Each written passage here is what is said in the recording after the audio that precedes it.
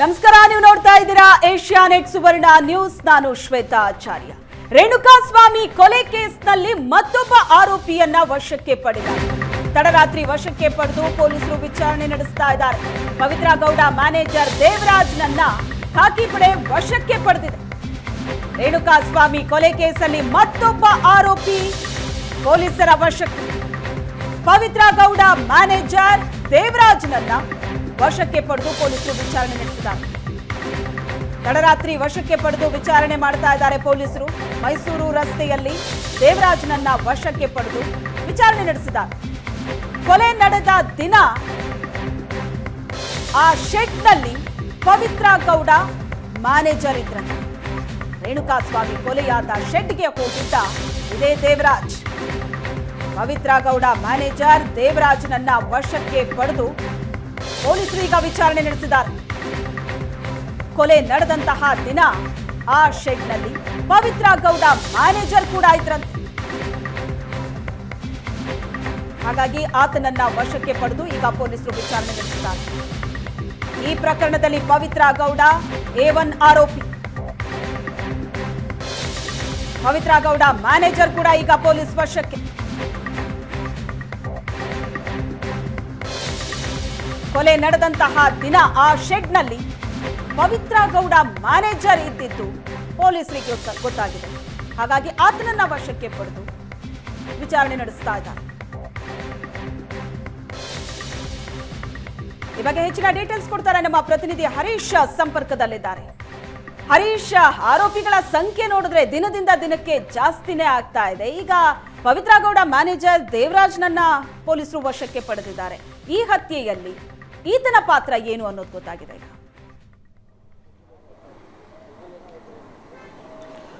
ಖಂಡಿತವಾಗಿಯೂ ಶ್ವೇತಾ, ನಿನ್ನೆ ತಡರಾತ್ರಿ ಪವಿತ್ರ ಮ್ಯಾನೇಜರ್ ದೇವರಾಜನ್ನ ಮೈಸೂರು ರಸ್ತೆಯಲ್ಲಿ ವಶಕ್ಕೆ ಪಡೆದು ವಿಚಾರಣೆಯನ್ನು ಮಾಡಲಾಗ್ತಾ ಇದೆ ಅನ್ನುವಂಥ ವಿಚಾರ ಸದ್ಯಕ್ಕೆ ಪೊಲೀಸ್ ಮೂಲಗಳಿಂದ ಗೊತ್ತಾಗ್ತಾ ಇರುವಂಥದ್ದು. ಪ್ರಮುಖವಾಗಿ ಏನಂತಂದರೆ, ಆವತ್ತು ಏನೊಂದು ಕೊಲೆ ನಡೀತು, ಆವತ್ತು 8ನೇ ತಾರೀಕು ಶನಿವಾರ, ಆವತ್ತು ಪವಿತ್ರ ಗೌಡ ನೇರವಾಗಿ ದರ್ಶನ್ನ ಫೋನ್ ಕರೆ ಏನು ಬರುತ್ತೆ ಅದರಂತೆ ಶೆಡ್ಗೆ ತೆರಳಿರ್ತಾರೆ. ಆ ಸಂದರ್ಭದಲ್ಲಿ ದೇವರಾಜ್ ಸಹ ಪವಿತ್ರ ಗೌಡ ಜೊತೆ ಇದ್ರು ಅನ್ನುವಂಥದ್ದು ಸದ್ಯಕ್ಕೆ ಪೊಲೀಸರು ಆ ಮಾಹಿತಿಯನ್ನು ಕಲೆ ಹಾಕಿರುವಂಥದ್ದು. ಆ ಹಿನ್ನೆಲೆಯಲ್ಲಿ ಪವಿತ್ರ ಗೌಡ ಜೊತೆ ಇದ್ದಂತಹ ದೇವರಾಜ್ರನ್ನ ಸಹ ಈಗಾಗಲೇ ವಶಕ್ಕೆ ಪಡೆದಿರುವಂಥದ್ದು. ಸದ್ಯಕ್ಕೆ ಆತನನ್ನು ಆರೋಪಿಯನ್ನಾಗಿ ಮಾಡ್ತಾರಾ ಇಲ್ವೋ ಅನ್ನುವಂಥದ್ದು ಇನ್ನೂ ಪೊಲೀಸ್ ಮೂಲಗಳಿಂದ ಅಧಿಕೃತವಾಗಿ ಗೊತ್ತಾಗಬೇಕಾಗಿದೆ. ಆದರೆ ಸದ್ಯಕ್ಕಂತೂ ಅವತ್ತು ಏನಾಯಿತು ಅನ್ನೋದರ ಕುರಿತು ವಿಚಾರಣೆ ಮಾಡುವ ಸಲುವಾಗಿ ಈಗಾಗಲೇ ದೇವರಾಜನ್ನ ವಶಕ್ಕೆ ಪಡೆದಿರುವಂಥದ್ದು. ಆದರೆ ಆರೋಪಿ ಮಾಡ್ತಾರಾ ಅಥವಾ ಸಾಕ್ಷಿಯನ್ನಾಗಿ ಪರಿಗಣಿಸ್ತಾರಾ ಅನ್ನುವಂಥದ್ದು ಇನ್ನೂ ಪೊಲೀಸ್ ಮೂಲಗಳು ಬಿಟ್ಟುಕೊಟ್ಟಿಲ್ಲ. ಆದರೆ ಆವತ್ತು ಏನೊಂದು ದರ್ಶನ್ ಕರೆಗೆ ಹೋಗೊಟ್ಟು ಶೆಡ್ಗೆ ತೆರಳಿದಂಥ ಪವಿತ್ರ ಗೌಡ ಜೊತೆ ಅವತ್ತು ದೇವರಾಜು ಇದ್ರು. ಆ ನೇರವಾಗಿ ಏನು ಶೆಡ್ಗೆ ತೆರಳಿದಂಥ ಸಂದರ್ಭದಲ್ಲಿ ಪವಿತ್ರ ಗೌಡ ಜೊತೆ ಅವರೂ ಸಹ ಹೋಗಿದ್ರು, ಜೊತೆಗೆ ಕೊಲೆಯಾದಂಥ ಸಂದರ್ಭದಲ್ಲಿ ಅಲ್ಲೇ ಇದ್ರು ಅನ್ನುವಂಥ ಮಾಹಿತಿಗಳು ಸದ್ಯಕ್ಕೆ ಪೊಲೀಸರಿಗೆ ಗೊತ್ತಾಗ್ತಾ ಇದೆ. ಆದರೆ ಹೊಡೆಯುವಂಥ ಸಂದರ್ಭದಲ್ಲಿ ಜೊತೆ ಕೊಲೆ ಮಾಡುವಂಥ ಸಂದರ್ಭದಲ್ಲಿ ದೇವರಾಜ್ ಪ್ರೆಸೆಂಟ್ ಇದ್ರ ಅನ್ನುವಂಥದ್ದು ಇನ್ನೂ ಗೊತ್ತಾಗಿಲ್ಲ. ಹೀಗಾಗಿ ಅವರನ್ನ ವಶಕ್ಕೆ ಪಡೆದು ಒಂದಷ್ಟು ವಿಚಾರಣೆಯನ್ನ ಮಾಡಲಾಗ್ತಾ ಇರುವಂಥದ್ದು. ಶ್ವೇತಾ. ಎಸ್ ಹರೀಶ್, ಹಾಗೆ ಸಂಪರ್ಕದಲ್ಲಿರಿ. ಏನು, ನಟ ದರ್ಶನ್ ಗ್ಯಾಂಗ್ನಿಂದ ರೇಣುಕಾಸ್ವಾಮಿ ಭೀಕರ ಹತ್ಯೆಗೆ ಸಂಬಂಧಪಟ್ಟ ಹಾಗೆ ಇವತ್ತು ಪವಿತ್ರ ಗೌಡ ಮನೆಯಲ್ಲಿ ಮಹಜರು ನಡೆದಿದೆ. ರೇಣುಕಾಸ್ವಾಮಿ ಮೇಲೆ ಮೊದಲು ಹಲ್ಲೆ ಮಾಡಿದ್ದೆ ಪವಿತ್ರ ಗೌಡ. ಹತ್ಯೆಯ ದಿನ ಪವಿತ್ರ ಗೌಡ ಧರಿಸಿದ್ದ ಬಟ್ಟೆ, ಚಪ್ಪಲಿಗಾಗಿ ಹುಡುಕಾಟ ನಡೆಸಿದ್ದಾರೆ ಪೊಲೀಸರು. ಇದು ಕೂಡ ಪ್ರಮುಖ ಸಾಕ್ಷಿಯಾಗುತ್ತೆ. ಅದೇ ಕಾರಣಕ್ಕಾಗಿ ಪೊಲೀಸರು ಹುಡುಕಾಟ ನಡೆಸಿದ್ದಾರೆ. ಪವಿತ್ರ ಗೌಡ ಮನೆಯಲ್ಲಿ ಮಹಜರು ನಡೆಸಿ ಬಟ್ಟೆ, ಚಪ್ಪಲಿಯನ್ನ ಪೊಲೀಸರು ಜಪ್ತಿ ಮಾಡಲಿದ್ದಾರೆ. ರೇಣುಕಾಸ್ವಾಮಿ ಮೇಲೆ ಮೊದಲು ಹಲ್ಲೆ ಮಾಡಿದ್ದೆ ಪವಿತ್ರ ಗೌಡ. ನಿನಗೊಂದು ಗುಡ್ ನ್ಯೂಸ್ ಇದೆ ಅಂತ ದರ್ಶನ್ ಪವಿತ್ರ ಗೌಡರನ್ನ ಇದೇ ಶೆಡ್ಗೆ ಕರ್ಕೊಂಡು ಹೋಗ್ತಾರೆ. ಆ ದಿನ ಆಕೆ ಧರಿಸಿದ್ದ ಬಟ್ಟೆ ಮತ್ತು ಚಪ್ಪಲಿಗಾಗಿ ಪೊಲೀಸರು ಹುಡುಕಾಟ ನಡೆಸಿದ್ದಾರೆ. ಈ ಬಗ್ಗೆ ಹೆಚ್ಚಿನ ಡೀಟೇಲ್ಸ್ ಕೊಡ್ತಾರೆ ನಮ್ಮ ಪ್ರತಿನಿಧಿ ಹರೀಶ್. ಹರೀಶ್, ಇವತ್ತು ಪವಿತ್ರ ಗೌಡ ಮನೆಯಲ್ಲೂ ಕೂಡ ಸ್ಥಳ ಮಹಜರು ನಡೆಯುತ್ತೆ. ಆ ಹಲ್ಲೆ ನಡೆದಂತಹ ದಿನ ಆಕೆ ಹಾಕಿದಂತಹ ಬಟ್ಟೆ ಮತ್ತು ಚಪ್ಪಲಿಗಾಗಿ ಪೊಲೀಸರು ಹುಡುಕಾಟ ನಡೆಸಿದ್ದಾರೆ ಅಂತ ಇದು ಯಾವ ರೀತಿ ಪ್ರಮುಖ ಸಾಕ್ಷ್ಯವಾಗಿ ನಿಲ್ಲುತ್ತೆ? ಖಂಡಿತವಾಗಿಯೂ ಶ್ವೇತಾ, ಈ ಒಂದು ಪ್ರಕರಣದಲ್ಲಿ ಅಂತ ಅಷ್ಟೇ ಅಲ್ಲ, ಬೇರೆ ಯಾವುದೇ ಕೊಲೆ ಪ್ರಕರಣದಲ್ಲಾದರೂ ಆರೋಪಿಗಳ ಬಟ್ಟೆ ಪೊಲೀಸರಿಗೆ ಪ್ರಮುಖವಾದಂಥ ಎವಿಡೆನ್ಸ್ ಆಗುತ್ತೆ. ಯಾಕಂದರೆ ಆ ಒಂದು ಬಟ್ಟೆ ಮೇಲೆ ಏನೊಂದು ಸತ್ತ ವ್ಯಕ್ತಿಯ ಒಂದು ಕೂದಲಾಗ್ಬೋದು ಅಥವಾ ಬೇರೆ ಇನ್ನಿತರೆ ರಕ್ತ ಆಗಿರ್ಬೋದು, ಉಗುರು ಆಗಿರ್ಬೋದು, ಈ ರೀತಿಯಾದಂಥ ಅವರು ಒಂದು ವೇಳೆ ಅವರೇನಾದರೂ ಪರಿಚಿದ್ರೆ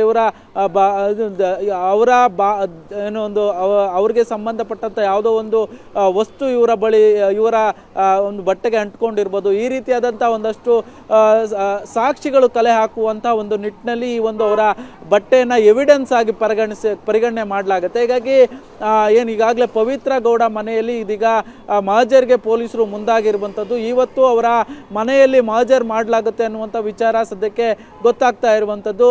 ಯಾಕಂದರೆ ಆವತ್ತು ಶೆಡ್ಗೆ ಬಂದಂತಹ ಸಂದರ್ಭದಲ್ಲಿ ಮೊದಲು ರೇಣುಕಾಸ್ವಾಮಿ ಮೇಲೆ ಹಲ್ಲೆ ಮಾಡಿದಂಥ ವ್ಯಕ್ತಿ ಪವಿತ್ರ ಗೌಡ. ಆತ ರೇಣುಕಾಸ್ವಾಮಿ ಪವಿತ್ರ ಗೌಡ ಕಾಲ್ಗೆ ಬಿದ್ದಂತಹ ಸಂದರ್ಭದಲ್ಲಿ ಆಕೆ ಅವರ ಚಪ್ಪಲಿಯಿಂದ ಹಲ್ಲೆ ಮಾಡಿರ್ತಾಳೆ ಅನ್ನುವಂಥ ವಿಚಾರ ಪೊಲೀಸರಿಗೆ ಗೊತ್ತಾಗಿರುವಂಥದ್ದು. ಕೊಲೆ ಕೇಸ್ನಲ್ಲಿ ದರ್ಶನ್ಗೆ ಮತ್ತೊಂದು ಸಂಕಷ್ಟ ಎದುರಾಗಿದೆ. ನಟ ದರ್ಶನ್ಗೆ ಕಂಟಕವಾಗತ್ತಾ ಬಟ್ಟೆ ಮತ್ತು ಶೂ. ಕೊಲೆ ಪ್ರಕರಣದ ಪ್ರಮುಖ ಸಾಕ್ಷಿಯಾಗಿ ನಿಲ್ಲತ್ತೆ. ಹಲ್ಲೆ ನಡೆದಂತ ಆ ದಿನ, ಘಟನೆ ನಡೆದಂತ ಆ ದಿನ ದರ್ಶನ್ ಹಾಕಿದಂತಹ ಬಟ್ಟೆ ಮತ್ತು ಧರಿಸಿದಂತಹ ಶೂ. ಮೊನ್ನೆ ತಡರಾತ್ರಿ ದರ್ಶನ್ ಮನೆಯಲ್ಲಿ ಮಹಜರು ಪ್ರಕ್ರಿಯೆ ನಡೆಯಿತು. ಮೊನ್ನೆ ಮಹಜರು ವೇಳೆ ದರ್ಶನ್ ಧರಿಸಿದ್ದಂತಹ ಬಟ್ಟೆ ಪತ್ತೆಯಾಗಿದೆ. ಕೊಲೆ ನಡೆದಂತ ದಿನ ಧರಿಸಿದ್ದ ಬಟ್ಟೆ ಮತ್ತು ಶೂ ದರ್ಶನ್ ಪಾಲಿಗೆ ಕಂಟಕವಾಗಲಿದೆ. ಹತ್ಯೆ ಕೇಸ್ನಲ್ಲಿ ಬಟ್ಟೆಗಳು ಪ್ರಮುಖ ಸಾಕ್ಷಿಯಾಗೋ ಸಾಧ್ಯತೆ ಇದೆ. ಬಟ್ಟೆ ಮತ್ತು ಶೂ ಮೇಲೆ ರಕ್ತದ ಕಲೆ, ಕೂದಲು ಸಿಗುವಂತಹ ಸಾಧ್ಯತೆ ಇದ್ದು ಇದು ಬಹಳ ದೊಡ್ಡ ಕಂಟಕವಾಗೋದು ಪಕ್ಕ. ಸದ್ಯ ದರ್ಶನ್ ಬಟ್ಟೆ ಮತ್ತು ಶೂಗಳನ್ನ FSLಗೆ ರವಾನೆ ಮಾಡಲಾಗಿದೆ. ಈ ಬಗ್ಗೆ ಹೆಚ್ಚಿನ ಡೀಟೇಲ್ಸ್ ಅನ್ನ ಕೊಡ್ತಾರೆ ನಮ್ಮ ಪ್ರತಿನಿಧಿ ಹರೀಶ್ ಸಂಪರ್ಕದಲ್ಲಿದ್ದಾರೆ. ಹರೀಶ್, ಈ ಪ್ರಕರಣದ ತನಿಖೆ ಇನ್ನಷ್ಟು ಚುರುಕಾಗ್ತಾ ಇದೆ. ಎಲ್ಲ ಆಯಾಮಗಳಲ್ಲೂ ಕೂಡ ಪೊಲೀಸರು ತನಿಖೆ ನಡೆಸ್ತಾ ಇದ್ದಾರೆ.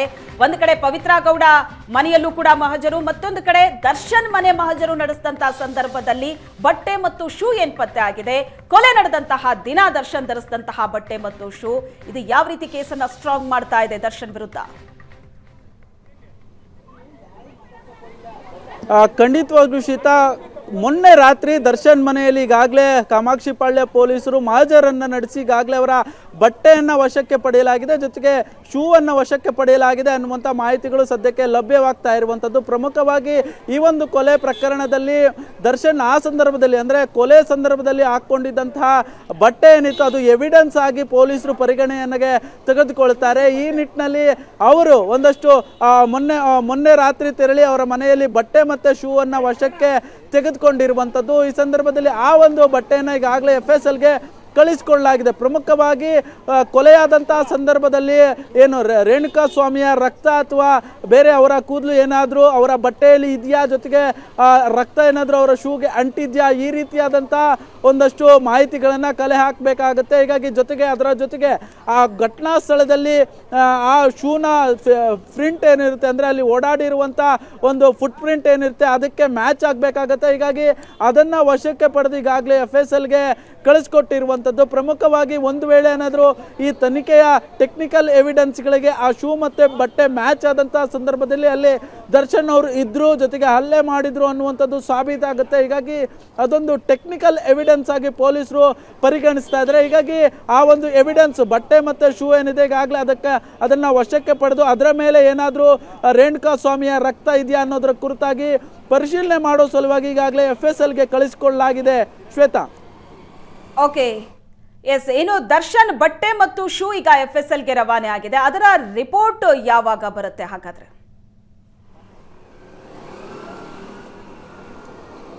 ಶ್ವೇತಾ, ಯಾವಾಗ ಬರುತ್ತೆ ಅನ್ನುವಂಥದ್ದು ಇನ್ನೂ ನಿಖರವಾಗಿ ಗೊತ್ತಿಲ್ಲ. ಆದರೆ ಮೊನ್ನೆಯೇ ಅವರ ಬಟ್ಟೆಯನ್ನು ಈಗಾಗಲೇ ಏನು ವಶಕ್ಕೆ ಪಡೆದಿದ್ದಾರೆ ಅದನ್ನು ಜೊತೆಗೆ ಈಗಾಗಲೇ ಏನು ಸಾಕಷ್ಟು ಆರೋಪಿಗಳ ಬಟ್ಟೆಗಳನ್ನು ಈಗಾಗಲೇ ಒಂದಷ್ಟು ಬಟ್ಟೆಗಳನ್ನು ಕಳಿಸ್ಕೊಟ್ಟಿದ್ದಾರೆ, ಅಂದರೆ FSLಗೆ ಕಳಿಸ್ಕೊಟ್ಟಿದ್ದಾರೆ ಅನ್ನುವಂಥ ಮಾಹಿತಿಗಳು ಸದ್ಯಕ್ಕೆ ಲಭ್ಯವಾಗ್ತಾ ಇದೆ. ಒಂದಂದರೆ ಆ ಒಂದು ಆರೋಪಿಗಳ ಬಟ್ಟೆ ಮೇಲೆ ರಕ್ತದ ಕಲೆಗಳಾಗಿರ್ಬೋದು ಅಥವಾ ರೇಣುಕಾಸ್ವಾಮಿಯ ಕೂದಲಾಗಿರ್ಬೋದು, ಜೊತೆಗೆ ಅವರಿಗೆ ಅಂದರೆ ರೇಣುಕಾಸ್ವಾಮಿಗೆ ಹಲ್ಲೆ ಮಾಡಿದಂಥ ಸಂದರ್ಭದಲ್ಲಿ ಅವರ ಏನೊಂದು ಅವರಿಗೆ ಸಂಬಂಧಪಟ್ಟಂಥ ಯಾವುದೋ ಒಂದು ವಸ್ತು, ಕೂದಲು, ಇನ್ನಿತರ ಬೇರೆ ಬೇರೆ ಯಾವುದಾದ್ರೂ ವಸ್ತು ಏನಾದರೂ ಒಂದು ವೇಳೆ ಶರ್ಟ್ ಹರಿದಂಥ ಸಂದರ್ಭದಲ್ಲಿ ಅವರ ತುಂಡು, ಶರ್ಟಿನ ತುಂಡಾಗಿರ್ಬೋದು, ಈ ರೀತಿಯಾದ ಏನಾದರೂ ಒಂದು ವಸ್ತುಗಳು ಅವರ ಬಟ್ಟೆಯಲ್ಲಿ ಪತ್ತೆ ಆಗ್ಬೋದು ಅನ್ನುವಂಥ ನಿಟ್ಟಿನಲ್ಲಿ ಅದನ್ನು FSLಗೆ ಕಳಿಸಲಾಗುತ್ತೆ. ಜೊತೆಗೆ ಅದಕ್ಕೆ ಆ ಒಂದು ಬಟ್ಟೆಯಲ್ಲಿ ಲೂಮಿನಸ್ ಟೆಸ್ಟನ್ನು ಮಾಡಲಾಗುತ್ತೆ. ಒಂದು ವೇಳೆನೇ ಅದರಲ್ಲಿ ರಕ್ತದ ಕಲೆಗಳು ಇದ್ದಂತಹ ಸಂದರ್ಭದಲ್ಲಿ ಆ ರಕ್ತದಲ್ಲಿ ಇದ್ದಂಥ ಯಾರ್ದು ರಕ್ತ ಅನ್ನೋದನ್ನು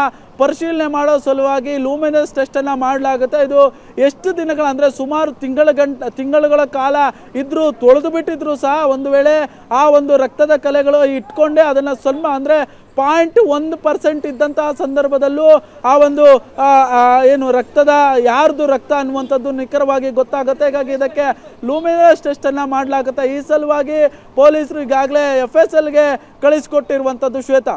ಓಕೆ ಹರೀಶ್, ಈ ಎವಿಡೆನ್ಸ್ನ ಜೊತೆಗೆ CCTV ಫುಟೇಜ್ಗಳು ದರ್ಶನ್ ಅಲ್ಲಿ ಆ ಶೆಡ್ಗೆ ಬಂದು ಹೋಗಿದ್ದಾರೆ ಅನ್ನೋದಕ್ಕೆ ಸಾಕ್ಷಿಯಾಗುವಂತಹ CCTV ಫುಟೇಜ್ಗಳು ಕೂಡ ಸಿಕ್ಕಿದೆ.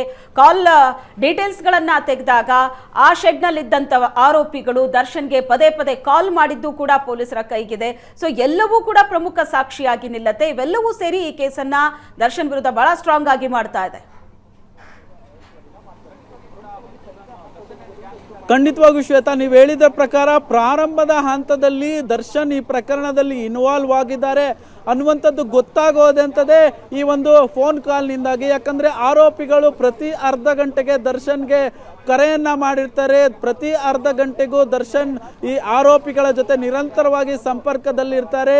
ಇದೇ ಒಂದು ಕಾರಣ ಅಂದರೆ ಪ್ರಮುಖವಾಗಿ ವಿನಯ್ ಏನಿದ್ದ ಆರೋಪಿ, ಆ ಆರೋಪಿಯ ಮೊಬೈಲ್ನಿಂದ ದರ್ಶನ್ ಫೋನ್ಗೆ ಪದೇ ಪದೇ ಅರ್ಧ ಗಂಟೆಗೊಮ್ಮೆ ಕಾಲ್ ಹೋಗಿರುತ್ತೆ. ಸುಮಾರು 10 ರಿಂದ 15 ನಿಮಿಷಗಳು ನಿರಂತರವಾಗಿ ಮಾತನಾಡಿರುವಂಥದ್ದು ಪೊಲೀಸರಿಗೆ ಗೊತ್ತಾಗುತ್ತೆ. ಆದರೆ ಅದರಲ್ಲಿ ದರ್ಶನ್ ಹೆಸರು ಇರೋದಿಲ್ಲ, ಬಾಸ್ ಅನ್ನುವಂಥ ಹೆಸರನ್ನು ವಿನಯ್ ಹಾಕ್ಕೊಂಡಿರ್ತಾರೆ. ಈ ಸಂದರ್ಭದಲ್ಲಿ ಅವರು ಪರಿಶೀಲನೆ ಮಾಡಿದಂಥ ಸಂದರ್ಭದಲ್ಲಿ ಅದು ಯಾರು ಅಂತ, ಆ ನಂಬರ್ ಯಾರು ಅಂತ ಪತ್ತೆ ಮಾಡುವಂಥ ಸಂದರ್ಭದಲ್ಲಿ ದರ್ಶನ್ ಎಂಬುವಂಥ ವಿಚಾರ ಗೊತ್ತಾಗುತ್ತೆ.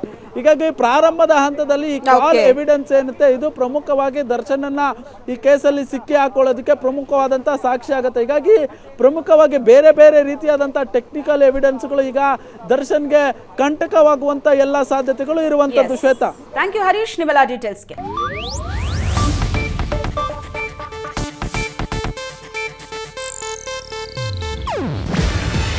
ಇದು ಏಷ್ಯಾನೆಟ್ ನ್ಯೂಸ್ ನೆಟ್ವರ್ಕ್ ಪ್ರಸ್ತುತಿ. ನೀವು ನೋಡ್ತಿದ್ದೀರಾ ಏಷ್ಯಾನೆಟ್ ಸುವರ್ಣ ನ್ಯೂಸ್.